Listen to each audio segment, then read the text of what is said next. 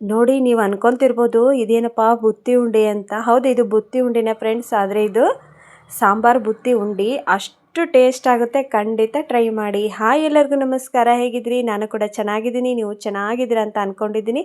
ಬನ್ನಿ ಹಾಗಾದರೆ ಮತ್ತೆ ನೋಡ್ಕೊಂಬರೋಣ ಸಾಂಬಾರು ಬುತ್ತಿ ಮಾಡೋದು ಹೇಗೆ ಅಂತ. ಫ್ರೆಂಡ್ಸ್, ಇವತ್ತು ನಮ್ಮ ಮನೆಯವ್ರು ಏನಪ್ಪ ಅಂದರು ಅಂದರೆ, ಸಿಕ್ಕಾಪಟ್ಟೆ ದಿವಸ ಆಯಿತು ಸಾಂಬಾರು ಬುತ್ತಿ ಮಾಡೇ ಇಲ್ಲ, ಮಾಡಿಕೊಡಮ್ಮ ಅಂತ ಹೇಳಿದರು. ಅದಕ್ಕೋಸ್ಕರ ಸಾಂಬಾರು ಬುತ್ತಿ ಮಾಡ್ತಾಯಿದ್ದೆ, ನಿಮಗೂ ತೋರಿಸೋಣ ಅಂತ ತೊಗೊಂಡು ಬಂದಿದ್ದೀನಿ ರೆಸಿಪಿನ.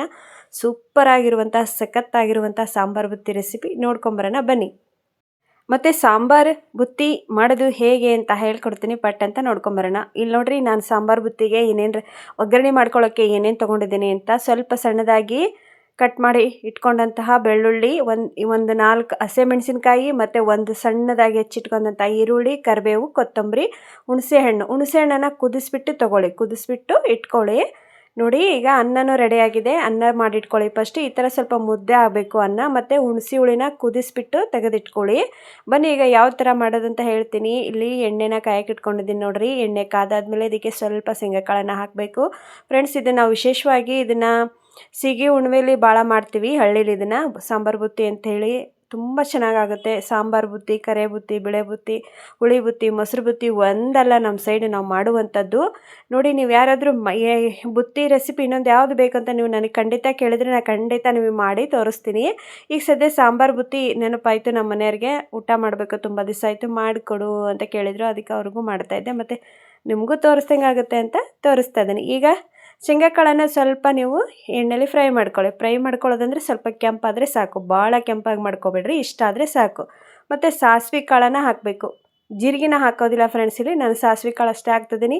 ನೋಡಿ, ಇದಕ್ಕೆ ನೀವು ರುಬ್ಬಬೇಕು, ಎಲ್ಲ ಮಸಾಲ ತೊಗೊಂಡು ಮಿಕ್ಸಿ ಮಾಡ್ಕೋಬೇಕು ಅನ್ನೋ ಅವಶ್ಯಕತೆಯೇ ಇಲ್ಲ. ನೋಡಿ, ಸಣ್ಣದಾಗಿ ಹೆಚ್ಚಿಟ್ಕೊಂಡಿದ್ನೆಲ್ಲ ಬೆಳ್ಳುಳ್ಳಿ ತೊಗೊತಿದ್ದೀನಿ, ಮತ್ತು ಈರುಳ್ಳಿ ಹಾಕ್ತಾಯಿದ್ದೀನಿ. ಬೆಳ್ಳುಳ್ಳಿ, ಈರುಳ್ಳಿ, ಮೆಣಸಿನಕಾಯಿ, ಶೇಂಗಾಕಾಳು ಮೇನ್ ಇದಕ್ಕೆ. ನೋಡಿ, ಇದನ್ನು ನೀವು ಎಲ್ಲಿಗಾದರೂ ಒಂದು ದಿವಸ ಪಿಕ್ನಿಕ್ ಹೊಂಟ್ರಿ ಅಂದರೆ ಖಂಡಿತ ಮಾಡ್ಕೊಂಡೋಗಿ, ಒಂದಿನ ಫುಲ್ ಏನೂ ಆಗೋದಿಲ್ಲ ಇದು. ಮತ್ತು ಈರುಳ್ಳಿ ಹಾಕ್ತಾಯಿದ್ದೀನಿ ನೋಡಿ. ಕರಿಬೇವು, ಈರುಳ್ಳಿ, ಮೆಣಸಿನ್ಕಾಯಿ, ಕರಿಬೇವು, ಮತ್ತು ಬೆಳ್ಳುಳ್ಳಿ, ಸಾಸಿವೆ, ಶೇಂಗಾಕಾಳು ಎಲ್ಲ ಸ್ವಲ್ಪ ಹೊತ್ತು ಫ್ರೈ ಮಾಡ್ಕೊಳ್ಳಿ. ಅನ್ನ ಮಾತ್ರ ಭಾಳ ಉದುರು ಅಂದರೆ ಗಂಡಾಗಿ ಮಾಡಬೇಡ್ರಿ, ಸ್ವಲ್ಪ ಮುದ್ದೆಯಾಗಿ ಮಾಡಿರಿ. ಅನ್ನ ಸ್ವಲ್ಪ ಮಿಜ್ಜಿಯಾಗೆ ಮಾಡಿದ್ರಿ ಅಂದರೆ ಬುತ್ತಿ ಕಟ್ಟೋಕ್ಕೆ ಮಸ್ತಾಕತಿ, ಅದಕ್ಕೆ ಹೇಳಾಕತ್ತೀನಿ. ಈಗ ಎಲ್ಲ ಫ್ರೈ ಮಾಡ್ಕೊಂಡಾದ್ಮೇಲೆ ಇದಕ್ಕೆ ನಾವೇನು ಅನ್ನನ ಮಾಡಿಟ್ಕೊಂಡಿರ್ತೀವಲ್ಲ, ಆ ಅನ್ನನ ಹಾಕ್ಬೇಕು ಅದಕ್ಕೆ. ಫ್ರೆಂಡ್ಸ್, ಪೂರ್ತಿ ವಿಡಿಯೋ ನೋಡಿರಿ, ಹಂಗಾದ್ರೆ ಗೊತ್ತಾಕತಿ. ಮಸ್ತ್ ಅಂದ್ರೆ ಮಸ್ತ್ ಬರ್ತೈತಿ. ನೀವು ಒಂದು ಸಲ ಟ್ರೈ ಮಾಡಿರಿ, ಮತ್ತೆ ಮತ್ತೆ ಮಾಡ್ಕೊಂಡು ತಿಂತೀರಾ. ಮತ್ತು ನೀವು ಯಾರು ನಿಮ್ಮ ಸೈಡ್ ಈ ಥರ ಮಾಡ್ತೀರಾ ಸಾಂಬಾರು ಬುತ್ತಿ ಅಂತ ನನಗೆ ಕಮೆಂಟ್ ಬಾಕ್ಸ್ ಒಳಗೆ ಕಮೆಂಟ್ ಹಾಕೋದನ್ನು ಮರಿಬೇಡಿ. ಬನ್ನಿ, ಮತ್ತು ಇವಾಗ ಅಲ್ಲಿ ಅನ್ನನ ಮಾಡಿ ಇಟ್ಕೊಂಡಿದ್ದೆ ನಾನು. ಆರಲಿ ಅಂತ ಇಟ್ಟಿದ್ದೆ ನೋಡಿ ಫ್ರೆಂಡ್ಸ್, ಆರಿದೆ ಅನ್ನ. ನಿಮ್ಮ ಮನೇಲಿ ಯಾವುದಾದ್ರೂ ಮಾಡ್ತಿರಲ್ಲ, ಭತ್ತದಕ್ಕಿದ್ರೆ ಭತ್ತದಕ್ಕಿ, ನಿಮ್ಮ ಮನೇಲಿ ಯಾವುದು ಅಕ್ಕಿ ಇರುತ್ತಲ್ಲ ಅದರಲ್ಲಿ ಅನ್ನ ಮಾಡಿ ಇಟ್ಕೊಂಡಿರ್ತಿರಲ್ಲ, ಅದರಲ್ಲಿ ಸ್ವಲ್ಪ ಮಿದುವಾಗಿ ಮಾಡಿರಿ, ಅಂದರೆ ಮಿಜ್ಜಿ ಥರ ಮಾಡಿರಿ. ಈಗ ನೋಡಿರಿ, ನಾನು ಮಾಡಿಟ್ಕೊಂಡಿದ್ದ ಅನ್ನನ ಅದಕ್ಕೆ ಹಾಕ್ತಾಯಿದ್ದೀನಿ. ಆಮೇಲೆ ನಾವು ಏನೇನೆಲ್ಲ ಮಸಾಲ ಹಾಕ್ತೀವಿ ಅಂತ ನಿಮಗೆ ಗೊತ್ತಾಗಬೇಕಂದ್ರೆ ಪೂರ್ತಿ ವಿಡಿಯೋ ನೋಡಿರಿ. ಇವಾಗ ಎಲ್ಲದನ್ನು ಮಿಕ್ಸ್ ಮಾಡ್ಕೊಳ್ಳಿ ಸ್ವಲ್ಪ ಹೊತ್ತು. ಸಾಮಾನ್ಯವಾಗಿ ಎಲ್ಲರೂ ಹುಳಿ ಬುತ್ತಿ ಮಾಡ್ತೀರಾ, ಆದರೆ ಈ ಥರ ಸಾಂಬಾರು ಬುತ್ತಿ ಮಾಡೋದಕ್ಕೆ ಸಾಧ್ಯ ಇಲ್ಲ, ಅದಕ್ಕೋಸ್ಕರ ತೋರಿಸ್ತಾ ಇದ್ದೀನಿ. ಇವಾಗ ನಾನು ಆವಾಗಲೇನೋ ಹುಣಸೆ ಹಣ್ಣನ್ನು ಕುದಿಸಿಟ್ಕೊಂಡಿದ್ನಲ್ಲ, ಹುಣಸೆ ಹುಳಿ, ಅದನ್ನು ಹಾಕ್ತಾಯಿದ್ದೀನಿ ನೋಡಿರಿ ಇವಾಗ. ಮತ್ತು ನೀವು ಯಾರಾದರೂ ಹೊಲಕ್ಕೆ ಹೋಗೋರಿದ್ರೆ ಹೊಲಕ್ಕಾದರೂ ಒಂದು ದಿವಸ ಕಟ್ಕೊಡ್ಬೋದು. ಒಂದೇ ಥರ ಊಟ ಮಾಡಿ ಬೇಜಾರಾಗಿರುತ್ತಲ್ವ, ಅದಕ್ಕೆ ಹೇಳಿದ್ದು ಸಾಂಬಾರು ಬುತ್ತಿ ರೆಸಿಪಿ ಟ್ರೈ ಮಾಡಿ ಅಂತ. ಹುಳಿನೂ ಹಾಕ್ಬಿಟ್ಟು ನೀಟಾಗೆಲ್ಲ ಕಲಿಸ್ಕೊಳ್ಳಿ, ಮಿಕ್ಸ್ ಮಾಡ್ಕೋಬೇಕು. ನೀವು ಮೇನ್ ಏನಪ್ಪ ಅಂದರೆ ಮಿಕ್ಸ್ ಮಾಡ್ಕೋಬೇಕು. ನೋಡಿ ಈ ಥರ.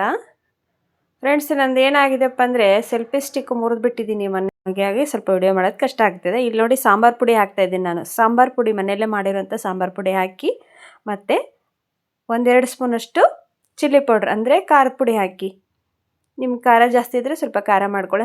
ಹಸಿಮೆಣಸಿನ್ಕಾಯಿ ಹಾಕಿರ್ತೀವಿ, ಅದ್ರ ಖಾರದ ಪುಡಿ ಹಾಕಬೇಕು. ಮತ್ತು ಸ್ವಲ್ಪ ಅರಿಶಿಣ ಪುಡಿ, ಸಾಂಬಾರು ಪುಡಿ, ಖಾರದ ಪುಡಿ, ಅರಿಶಿಣ ಪುಡಿ, ಮತ್ತು ರುಚಿಗೆ ತಕ್ಕಷ್ಟು ಉಪ್ಪನ್ನು ನೋಡಿ ಹಾಕ್ಕೊಳ್ಳಿ. ಯಾಕಂದರೆ ನೀವು ಅನ್ನಕ್ಕೆ ಉಪ್ಪು ಹಾಕಿರ್ತೀರ, ಮತ್ತು ಅಲ್ಲಿ ಹುಣಸೆ ಹುಳಿಗೆ ಸ್ವಲ್ಪ ಉಪ್ಪು ಹಾಕಿ ಕುದಿಸ್ಬೇಕು, ಹಾಗೆ ಕುದಿಸ್ಬಾರ್ದು. ಹುಣಸೆ ಹಣ್ಣನ್ನು ಅಲ್ಲಿ ಸ್ವಲ್ಪ ಉಪ್ಪು ಹಾಕಿ ಕುದಿಸ್ರಿ.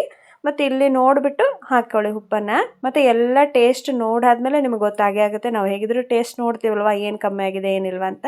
ಆವಾಗ ನೀವು ಖಂಡಿತ ಗೊತ್ತಾಗುತ್ತೆ. ಉಪ್ಪು ಕಮ್ಮಿ ಇದ್ದರೆ ಉಪ್ಪು ಹಾಕ್ಬೋದು. ನೋಡಿರಿ ಎಲ್ಲ ರೆಡಿ ಮಾಡಿ ಇಟ್ಕೊಂಡೆ ನಾನು. ಇಲ್ಲಿ ರೆಡಿ ಆಯಿತು ಸಾಂಬಾರು ಬುತ್ತಿ. ಇಷ್ಟೇ ನೋಡಿರಿ ಫ್ರೆಂಡ್ಸ್. ಅಲ್ಲಿ ಮಸಾಲ ಒಗ್ಗರಣೆ ಮಾಡ್ಕೊಂಡು ಆಮೇಲೆ ಮಸಾಲ ಹಾಕ್ಕೊಳೋದು. ಮಸಾಲ ಅಂದರೆ ಸಾಂಬಾರು ಪುಡಿ, ಖಾರದ ಪುಡಿ, ನೆಕ್ಸ್ಟ್ ಅರಿಶಿನ ಪುಡಿ, ಉಪ್ಪು. ಇಷ್ಟೇ ನೋಡಿರಿ ಫ್ರೆಂಡ್ಸ್, ಎಷ್ಟು ಸಖತ್ತಾಗಿ ಟೇಸ್ಟ್ ಕೊಡುತ್ತೆ ಈ ಸಾಂಬಾರು ಬುತ್ತಿ ಅಂತ. ಲಾಸ್ಟಿಗೆ ಕೊತ್ತಂಬರಿ ಸ್ವಲ್ಪ ಮತ್ತು ಗುರಾಳ್ ಪುಡಿ ಅಂದರೆ ಕುರ್ಷಣಿ ಪುಡಿ. ಗುರಾಳ್ ಪುಡಿ ಅಂತ ಎಲ್ಲರಿಗೂ ಗೊತ್ತಿರುತ್ತಲ್ಲ, ಅದನ್ನು ಹಾಕಬೇಕು. ಗುರಾಳ್ ಪುಡಿ ಅಂತೀರ, ಕೆಲವೊಂದು ಕಡೆ ಕುರ್ಷಣಿ ಪುಡಿ ಅಂತಲೂ ಕರೀತಾರೆ. ನಾವಿಲ್ಲಿ ಗುರಾಳ್ ಪುಡಿ ಅಂತ ಕರಿತೀವಿ. ನೋಡಿ ಈ ಥರ ಗುರಾಳ್ ಪುಡಿನ ಹಾಕಿಬಿಟ್ಟು ಎಲ್ಲ ನೀಟಾಗಿ ಮಿಕ್ಸ್ ಮಾಡ್ಕೊಳ್ಳಿ. ನೀವು ಹಾಗೇ ಇಟ್ಕೊಳ್ಳೋದಿದ್ರೆ ಹಾಗೆ ಇಟ್ಕೊಬೋದು. ಉಂಡೆ ಕಟ್ಟಿ ಬುತ್ತಿ ಉಂಡಿನಾದರೂ ಮಾಡಿಟ್ಕೊಬೋದು. ನಮ್ಮ ಮನೇಲಿ ನಮ್ಮ ಯಜಮಾನ್ರಿಗೆ ಬುತ್ತಿ ಉಂಡಿನೇ ಮಾಡಬೇಕು. ಹಾಗಾಗಿ ನಾನು ಉಂಡಿನೂ ಮಾಡಿಟ್ಟಿರ್ತೀನಿ ಇದರಲ್ಲೇ. ಇಲ್ಲ ತಿನ್ನೋದಾದರೆ ಹಾಗೇನಾದರೂ ತಿನ್ಬೋದು. ಉಂಡೆ ಕಟ್ಕೊಂಡು ತಿಂದರೆ ಸಖತ್ತಾಗಿ ಬರುತ್ತೆ. ಇಲ್ಲಿ ನೋಡಿ ಫ್ರೆಂಡ್ಸ್ ಹೇಗೆ ಕಾಣಿಸ್ತಿದೆ ಅಂತ. ಮಸ್ತಾಗಿರುವಂಥ ಸಾಂಬಾರು ಬುತ್ತಿ ರೆಸಿಪಿ ಹೇಳ್ಕೊಟ್ಟಿದ್ದೀನಿ. ಖಂಡಿತ ಮಿಸ್ ಮಾಡ್ಕೊಳ್ದೆ ಒಂದು ಸಲ ಟ್ರೈ ಮಾಡಿರಿ. ಮತ್ತು ಹೇಗಿತ್ತು ಅಂತ ಕಮೆಂಟ್ ಬಾಕ್ಸ್ ಒಳಗೆ ಕಮೆಂಟ್ ಹಾಕಿ ಲೈಕ್ ಮಾಡೋದನ್ನು ಮರಿಬೇಡಿ. ವಿಡಿಯೋದಲ್ಲಿ ಏನಾದರೂ ತಪ್ಪಿದ್ರೆ ಕ್ಷಮಿಸ್ರಿ.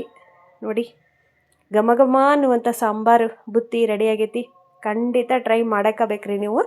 ಇವಾಗ ಇದನ್ನು ನಾನು ಏನು ಮಾಡ್ತೀನಪ್ಪ ಅಂದರೆ ಎಲ್ಲ ಆರಿದ ಮೇಲೆ ಕಟ್ಟಿ ಇಟ್ಬಿಡ್ತೀನಿ.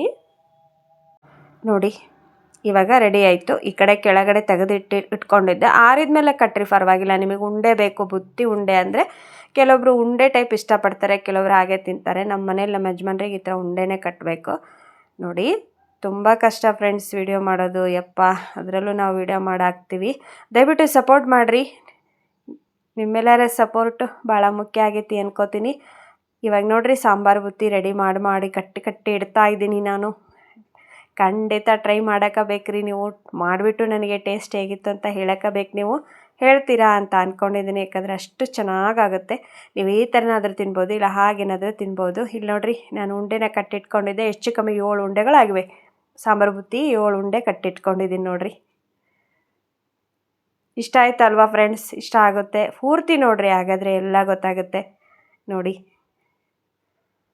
ತುಂಬ ಅಂದರೆ ತುಂಬ ಟೇಸ್ಟ್ ಆಗುತ್ತೆ. ನೋಡಿದ್ರೇ ಬಾಯಾಗ ನೀರು ಬರ್ತಾವೆ ನೋಡಿರಿ.